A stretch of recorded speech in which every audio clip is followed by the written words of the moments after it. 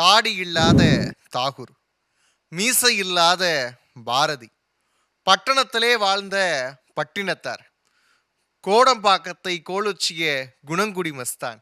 யார் அவர் என்று கேட்டால் கவியரசர் கண்ணதாசர். கவியரசர் கண்ணதாசரை குறித்து கவிஞர் வாலி சொன்ன வரிகள் இவை. வாலி என்ற கவிஞர் எப்படி உருவானார்? மயக்கமா கலக்கமா என்ற ஒரு பாடல் வரி வாலியினுடைய உயிரை மீட்டு கொடுத்தது. எல்லாருடைய வாழ்க்கையிலும் இந்த வாசகத்தை கண்டிப்பாக பயன்படுத்தி இருப்போம். எல்லாம் என் விதி அப்படின்னு சொல்லி. அதுதான் என்னுடைய தலைப்பு. கண்ணதாசனுடைய அர்த்தமுள்ள இந்து மதத்தில் என்னை ஈர்த்த பகுதி, எனக்கு பிடித்த பகுதி, என் வாழ்க்கையை சிந்திக்க வைத்த பகுதி விதிப்படி பயணம் என்ற பகுதி. இந்த விதி என்ற இரண்டு எழுத்தினுடைய விரிதான் வாழ்க்கை. அதை ரொம்ப அழகா கண்ணதாசன் எடுத்து சொல்லக்கூடிய பகுதி அது. கண்ணதாசனை நான் சில சமயங்களில் இப்படி யோசிச்சு பார்க்கறது உண்டு. கண்ணதாசன் வேறு, கண்ணன் வேறு அல்ல என்னை பொறுத்த மட்டில். ஏனென்றால் கண்ணன் அவர்களுடைய பெற்றோருக்கு 8வது குழந்தை, கண்ணதாசனும் அவருடைய பெற்றோருக்கு 8வது குழந்தை.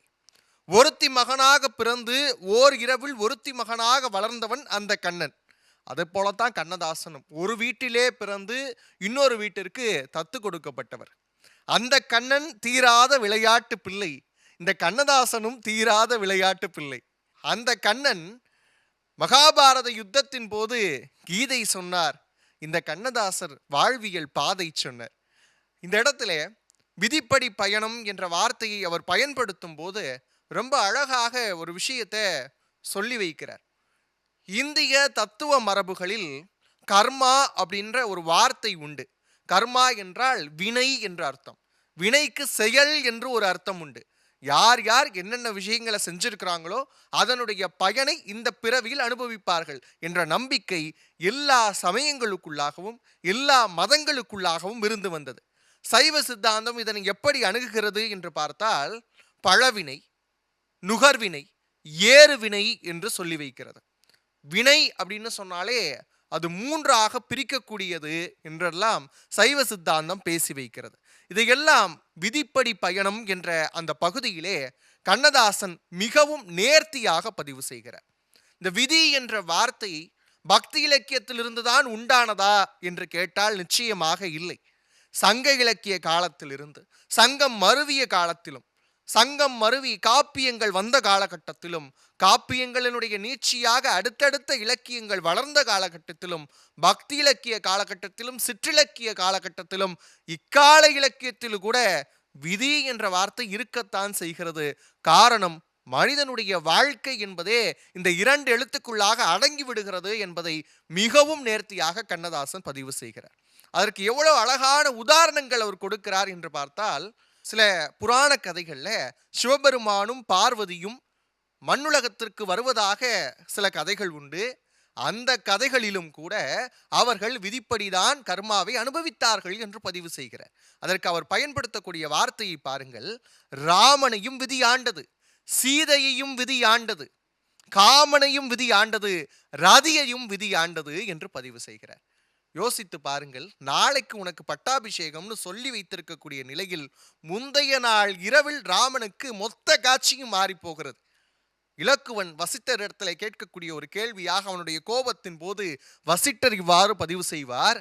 நதியின் பிழையன்று நறும்புணலின்மை, விதியின் பிழை மைந்த என்று சொல்லுவர். அதைத்தானே கண்ணதாசனும் சொன்னார்.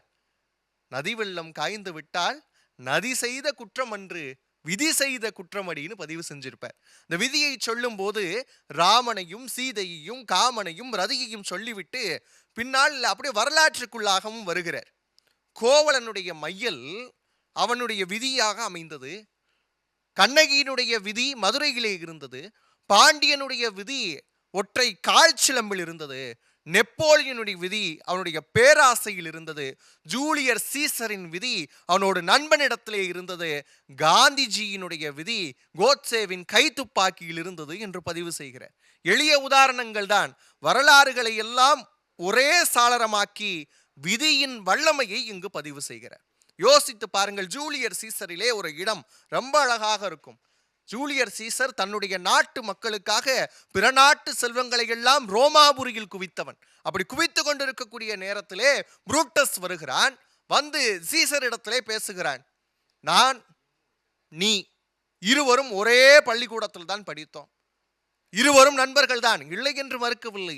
ஆனால் நீ புகழடைந்தாய், நான் புகழ் பெற முடியவில்லை என்று சொல்லி உற்ற நண்பனாக இருந்த புரூட்டஸ் குத்துகிறான். அதுதான் புகழ்பெற்ற வாசகமாக பின்னாளில் வந்தது, யூடியூப் புரூட்டஸ் என்று சொல்லக்கூடிய வாசகமாக. அவன் ரோமாபுரியில் இருக்கக்கூடிய மக்களிடத்தில் என்ன சொன்னான் தெரியுமா? சீசஸ் இஸ் அம்பிஷியஸ் பர்சன் என்று சொன்னான். இவன் சுயநலவாதி என்று கட்டமைத்தான். அதுவும் விதிதான். பின்னாளிலே ஆண்டனி வந்து பேசி உண்மையை உரைக்க செய்ததும் விதிதான். இவ்வாறு எளிய உதாரணங்களை கண்ணதாசன் கொடுத்தார்.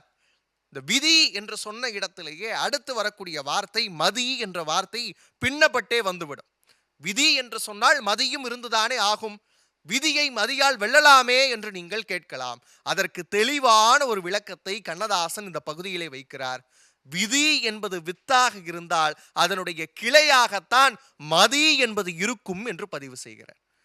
விதி வாசல் கதவுகளை திறந்து வைத்தால் மட்டும்தான் மதி மாளிகைக்குள் நுழைய முடியும் என்று பதிவு செய்கிறார். அருமையான விளக்கமாக இது தென்படுகிறது.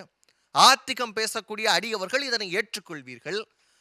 கடவுள் இல்லை என்று சொல்லக்கூடிய நாத்திகராக நீங்கள் இருந்தால் இந்த தலைப்பை எப்படி அணுகி பார்க்கலாம் என்று கேட்டால், அறிவியலில் உங்களுக்கு நம்பிக்கை இருக்கும். நியூட்டனுடைய 3வது விதி என்ன சொல்கிறது? ஒவ்வொரு வினைக்கும் அதற்கு சமமான எதிர்வினை உண்டு. இது அறிவியல் உண்மையானால் தீதும் நன்றும் பிறர் தர வாரா என்ற கொள்கையும் விதிப்படி அமைந்த கொள்கைதான். ஆகவே நல்லதே செய்வோம், நல்லதே நினைப்போம். நன்றி, வணக்கம். பாலு, வழக்கம் போல கலக்கிட்டீங்க. விதிப்படி பயணம் அப்படிங்கிற உங்களுடைய தலைப்பில், இந்த தலைப்பில் வந்து விதி அப்படிங்கிறத இந்த ஊழ்வினை, ஊழ் அப்படிங்கிற பொருளை தான் கண்ணதாசன் கையாளுகிறார் இல்லையா? அதாவது நீங்கள் சொன்ன மாதிரி இந்த கர்மா, அதாவது நம்மளுடைய வினை, அதோடைய பயன்களை நாம் வந்து அனுபவிச்சே ஆகணும், அது நல்லதோ கெட்டதோ. ஸோ கண்ணதாசனோட கருத்தோட நீங்கள் உடன்படுகிறீர்களா? விதியை மதியால் வெல்ல முடியாது அப்படின்னு தானே அவர் சொல்ல வர்றாரு. அவர் எப்படி சொல்றாருன்னா, அந்த மதி என்பதே வந்து பார்த்தீங்கன்னா விதியினுடைய கிளை தான் அப்படின்னு சொல்றாரு. இப்போ மதி எப்போ சுதாரிக்கும் அப்படின்னு சொல்றாரு? விதி தன்னுடைய விளையாட்டை நடத்தி முடித்த பின்னர் தான் மதி சுதாரிக்கும்ங்கிறார். அந்த இடத்தில் நான் ஒத்துக்கிறேன். ஹோ, அன்னைக்கு இப்படி பண்ணியிருக்கலாமே, சே இதை இப்படி செஞ்சிருக்கலாமே அப்படின்னு நம்மளை யோசிக்க வைக்கிறது மதி. ஆனால் அது விதியினுடைய விளையாட்டு நடந்தேறிய பின்னர் தான் அந்த மதியை சுதாரிக்கிறது. இந்த கருத்தோட நான் ஒத்து போகிறேன். இப்போ வந்து என்றைக்குமே விதி தான் ஜெயிக்கும் இல்லையா? மதி வந்து என்ன சொல்கிறது, எவ்வளோதான் போராடினாலும் விதியை வெல்ல முடியாதுங்கிறது தான் அவருடைய அனுபவமாக இருக்குன்னு நம்ம எடுத்துக்கலாமா? ஏன் அப்படின்னா, கண்ணதாசனுடைய வாழ்வியல் அனுபவங்கள்ல இருந்தே சில விஷயங்களை அவர் எழுதுறாரு. அப்படி எழுதுறப்ப நாம் நினைப்பதெல்லாம் நடந்து விட்டால் அப்படிங்கிறப்ப தெய்வம் அப்படிங்கிற விஷயத்தை நம்ம நாடி போக மாட்டோம் இல்லையா? இந்திய மெய்யியல் மரபினுடைய சாரமாகத்தான் அவர் வந்து அர்த்தமுள்ள இந்து மதத்தை பதிவு செய்கிறார். இப்போ இந்த இந்திய மெய்யியல் மரபு அப்படின்னு பார்த்தாலே வினை கொள்கைக்கு அப்பாற்பட்டது எந்த ஒரு சமயங்களும் கிடையாது, எந்த ஒரு மதங்களும் கிடையாது. அப்படி பார்க்குறப்ப அதனுடைய சாரமாக வரக்கூடிய இடத்தில் வாழையடி வாழையென வந்த திருக்கூட்ட மரபில் யானும் ஒருவன்கிற மாதிரி தான் கண்ணதாசன் அதை எடுத்துக்கிட்டார். அது அவருடைய அனுபவத்திற்கும் பொருந்தியது. அவரை பின்பற்றக்கூடிய எங்களுடைய வாழ்க்கையிலையும் நாங்கள் வந்து அதை உணரும் போது சரியாக தான் சொல்லியிருக்கிறார் கவிஞர் அப்படின்னு எங்களுக்கு தோணுதுங்க. நன்றி பாலு, தேங்க்யூ. நன்றிண்ணா.